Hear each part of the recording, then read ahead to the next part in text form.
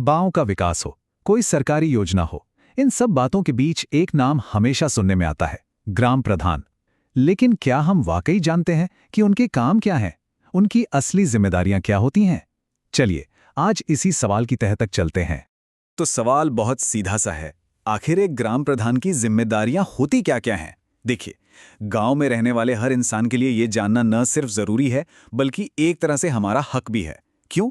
क्योंकि ये सीधा-सीधा हमारे गांव के विकास और हमारी अपनी जिंदगी से जुड़ा हुआ मामला है। तो ठीक है, इस पूरी बात को समझने के लिए हमने इसे 5 हिस्सों में बांटा है।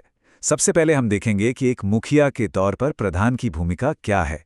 फिर बात करेंगे गांव के विकास की, उनकी एडमिनिस्ट्रेटिव जिम्मेदारियों की, यानी प्रशासनिक कामों की।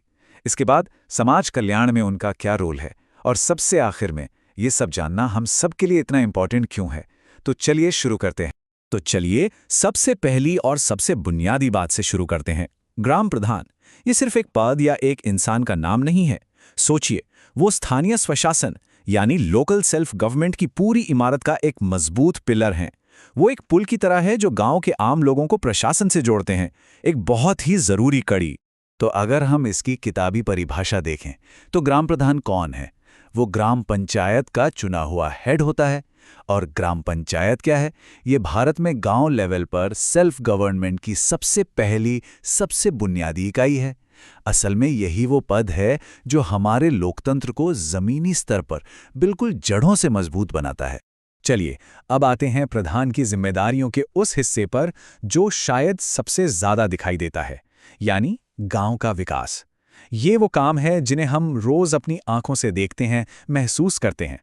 जैसे कि गांव की सड़कें और नालियां बनवाना, और सिर्फ बनवाना ही नहीं, उनका रख रखाव भी करना। ये पक्का करना कि हर घर में पीने का साफ पानी पहुंच रहा है या नहीं। इसके अलावा पूरे गांव में साफ सफाई का ध्यान रखना। जो भी पब्लिक प्रॉपर्टी है, जैसे स्कूल हो गया, पंचायत घर हो गया, उन सब की देखभाल करना भी प्रधान के ही जिम्मे आता है। अब देखिए, ये तो वो काम हो गए जो हमें सामने दिखते हैं, लेकिन जो ज्यादा दिलचस्प बात है वो ये है कि पर्दे के पीछे भी बहुत सारे काम होते हैं। तो चलिए, अब जरा प्रधान की उन एडमिनिस्ट्रेटिव जिम्मेदारियों को समझते हैं जो असल में पूरे गांव के सिस्टम को चलाती हैं। इनका सबसे पहला और जरूरी काम है ग्राम सभा की बैठकें बुलाना।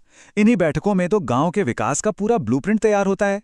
फिर ये पक्का करना कि सरकार से जो पैसा आया है वो उसी प्लान के हिसाब से सही जगह खर्च हो रहा है या नहीं। और हाँ, गांव के बहुत जरूरी रिकॉर्ड्स जैसे जन्म, मृत्यु, शादी का रजिस्ट्रेशन, इन सब दस्तावेजों को मेंटेन करना भी इन्हीं की जिम्मेदारी है। और ये जो प्रोसेस आप देख रहे हैं, ये दिखाता है कि ग्राम सभा में कोई भी फैसला लिया कैसे जाता है। ये एक पूरा सिस्टम है। देखिए, पहले मीटिंग की सूचना दी जाती है, फिर एजेंडा बताया जाता है, उस पर खुलकर चर्चा होती है और फैसला होता है। फिर एक प्रस्ताव पास किया जाता है और आखिर में हर चीज को रिकॉर्ड में दर्ज किया जाता है। यही पूरी प्रक्रिया एक ट्रांसपेरेंट, एक पारदर्शी शासन की बुनियाद है। तो हमने विकास के काम देख लिए, प्रशासनिक काम भी समझ लिए। अब देखते हैं कि ये सब लोगों के कल्याण से, मतलब सोशल वेलफेयर से कैसे जुड़ता है। क्योंकि देखिए, एक प्रधान का काम सिर्फ सड़कें बनवाने या मीटिंग करने तक ही नहीं है। समाज का भला करना भी उनकी एक बहुत बड़ी जिम्मेदारी है। यहाँ भी प्रधान एक पुल की तरह काम करते हैं। वो ये सुनिश्चित करते हैं कि सरकार की जितनी भी कल्याणकारी योजनाएं हैं वो गांव के सही और ज़रूरतमंद लोगों तक पहुंचें, फिर चाहे वो बुजुर्गों की पेंशन हो या बच्चों की स्कॉलरशिप। और इन सब से भी बढ़कर पूरे गांव में एक अच्छा माहौल, शांति और भाईचारा बनाए रखना, ये भी उनका एक बहुत ज़रूरी सामाजिक काम है। तो ठीक है, अब तक हमने ये तो देख लिया कि एक प्रधान के काम क्या-क्या हैं, विकास से लेकर प्रशासन और समाज कल्याण तक। लेकिन अब सबसे बड़ा सवाल कि ये सारी जानकारी एक आम नागरिक के लिए इतनी जरूरी क्यों है? हमें ये सब क्यों पता होना चाहिए? क्योंकि जवाब बहुत सीधा और साफ है। जानकारी ही शक्ति है। Knowledge is power. जब हमें ये पता होता है कि हमारे चुने हुए प्रतिनिधि की जिम्मेदारियां क्या हैं, तो ये चीज हमें एक नागरिक के तौर पर मजबूत बनाती है, हमें ताकत देती है। तो इस जानकारी से होता क्या है? सबसे पहले तो हम अपने अधिकारों को लेकर जागरूक होते हैं। दूसरा, हम गांव के विकास के कामों में हिस्सा ले पाते हैं। तीसरा, हम अपने प्रतिनिधि को उनके कामों के लिए जवाबदेह बना सकते हैं, उनसे सवाल पूछ सकते हैं।